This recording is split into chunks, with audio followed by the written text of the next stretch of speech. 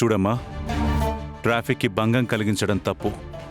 పురిటి నొప్పులతో బాధపడే వాళ్ళకి అడ్డు రావడం మహాపాపం.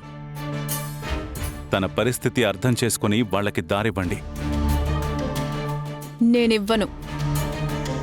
You know who I am? Megha. 10 millions followers ఇక్కడ. హాయ్ గైస్, చూడండి మై డియర్ ఫాలోవర్స్. ఎప్పుడు పల్లెటూరి బైతుల్ని చూసుండరు కదా, ఇదిగో ఇలాగే ఉంటారు. ఒక పంచకట్టు లాల్చీలో ఉంటారు. పెద్దవాళ్ళతో ఇలాగైనా మాట్లాడేది? అమ్మాయిలతో ఇలాగైనా బిహేవ్ చేసేది? మాతో మిస్బిహేవ్ చేస్తున్నారని ఒక్క కంప్లైంట్ ఇస్తే స్పాట్లో పోలీసులు వచ్చి మిమ్మల్ని తీసుకువెళ్తారు. Beware of Megha. Better get out of this place. అక్కడ ఆటోలో ఉన్న అమ్మాయికి పురిటి నొప్పులు ఎక్కువయ్యాయి. కాస్త ట్రాఫిక్ క్లియర్ చేయండి. ఇప్పుడు ఈ కారు తీసి దారిస్తారా లేదా? No chance. ఏం చేసుకుంటావో చేసుకో. ఏం చేస్తున్నారు?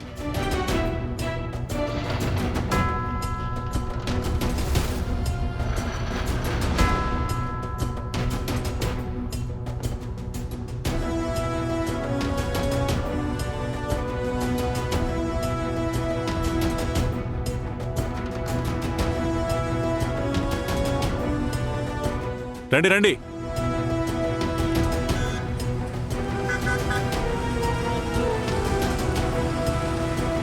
పోనీ.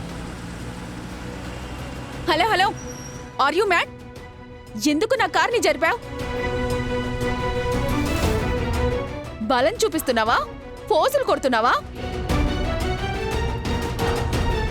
What are you thinking of me? Who the hell are you? పల్లెటూరి బయటకి ఇంగ్లీష్ ఏమర్థమవుతుంది? తెలుగులో తిట్టు. ఏయ్, stop it. What did you say? That I can't understand English? What's your qualification? Just degree. MA English Literature here. A girl truly defines beauty. But that beauty should never turn into recklessness or be displayed with arrogance. A woman's real beauty lies in her humility, grace and self-respect. Lord Rama once said that real freedom achieved when one can walk alone in the streets, even at midnight, without fear. Meant creating inconvenience to others or behaving irresponsibility in the public during the day? 20 ఏళ్ల క్రితం ఇలాగే పురిటి నొప్పులొచ్చినప్పుడు ఎవరైనా మీ అమ్మకి అడ్డొచ్చుంటే నువ్విప్పుడు ఇక్కడ ఉండేదానివి కాదు. నువ్విలా రీల్స్ చేసేదానివి కాదు. జనం నీ వీడియోని కాదు, నిన్ను లైక్ చేయాలి. నీ పర్ఫార్మెన్స్ని కాదు, నీ బిహేవియర్ చూసి నిన్ను ఫాలో అవ్వాలి. నువ్వు గొప్ప సెలబ్రిటీ అవడం కంటే ముందు హ్యుమానిటీతో గొప్ప మనిషిగా పేరు తెచ్చుకో. ఇదంతా లైవ్ అవుతుంది. మనం వెళ్ళిపోదాం.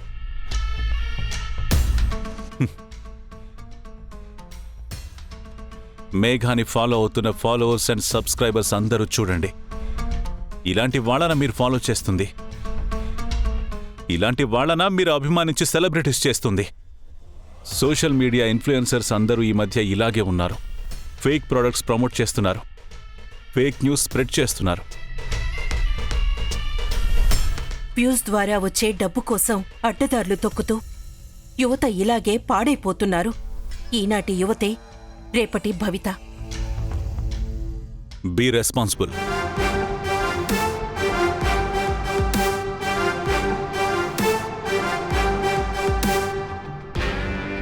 ఒసే, నీ సబ్స్క్రైబర్సే 1 మిలియన్ పడిపోయారే. మళ్ళీ బ్యాడ్ కామెంట్సే.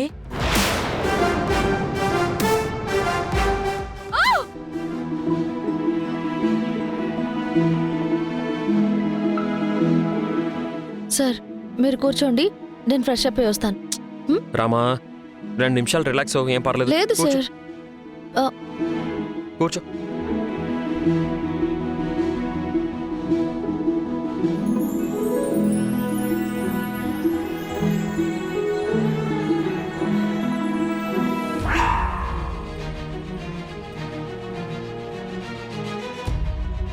రాగానే అలా సోఫాలో తోటకూర కాడలా వాడి వాలిపోతే ఇంటి పనంతా ఎవరు చేస్తారు? అదేంటమ్మా, ఇంట్లో మీ చిన్న కోడలు లేదా? నువ్వు లేవా? ఏంటి చిన్న కోడలా? నేనెందుకు చేయాలి పని? అసలు ఎలా చేస్తుందనుకున్నావు? చేతులతో. అత్తయ్య, అది బిడ్డ తల్లిరా, ఎలా చేస్తుంది?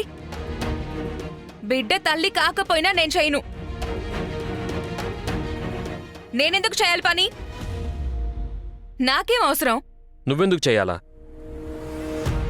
రామ అవతల ఉద్యోగం చేస్తుంది. అక్కడ కష్టపడొచ్చి మళ్ళీ ఇంటి పని అంటే ఎలా కుదురుతుంది? మీరిద్దరు ఇంట్లోనే ఉంటారు కదా, మీరు చేయండి. మేడం గారు జాబ్ చేస్తున్నారా? ఏమాత్రం సంపాదిస్తుందేంటి?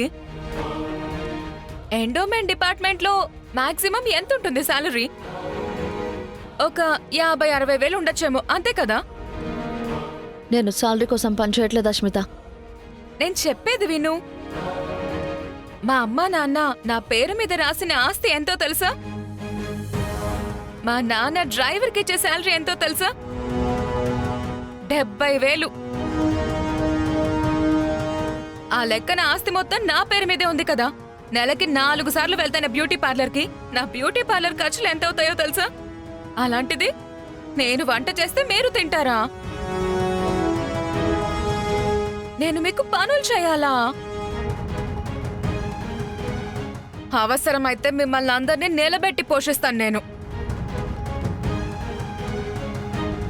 ఏయ్, ఆస్తి నీ పేరు మీద ఉందని రెచ్చిపోతున్నావా? రామాకు కూడా ఉంది ఆస్తి. నీ పెళ్ళానికుంటే నీ పెళ్ళాం పేరు మీద ఉందా? నా ఆస్తి నా పేరు మీద ఉంది. నీ పెళ్ళాం పేరు మీదకి వచ్చినప్పుడు మాట్లాడు. ఏం మాట్లాడుతున్నావు అస్మిత? నేను వద్దనుకునే స్వయంగా మా నాన్న పేరు మీద రాసిచ్చాను. అది తెలుసా నీకు? నేను నీలా డబ్బు మనిషిని కాదు. బంధాలకు విలువిస్తాను, అనుబంధాల్ని గౌరవిస్తాను. అస్మిత అన్నదాంట్లో తప్పే ఉంది. తన ఆస్తి తన పేరు మీదే ఉంది. ఎవరైనా అడిగితే నా చిన్న కోడలు ఎంతో గొప్ప ఆస్తి పరాలని చెప్తాను. నా పెద్ద కోడలు ఏదో చిన్న ఉద్యోగం చేస్తుందని చెప్పుకుంటున్నాను. ఏంటి, చిన్న ఉద్యోగమా? కాకపోతే ఇంకేంటి? అదైనా చెప్తున్నాను, సంతోషించు.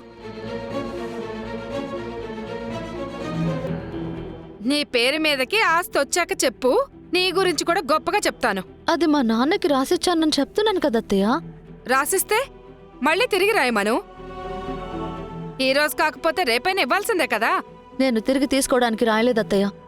ఏ, నీకు అంత ఎక్కువైంది ఆస్తి? నీకెక్కువైతే నా కొడుకు పేరు మీద రాయ్, లేకపోతే నా పేరు మీద రాయ్. అమ్మా,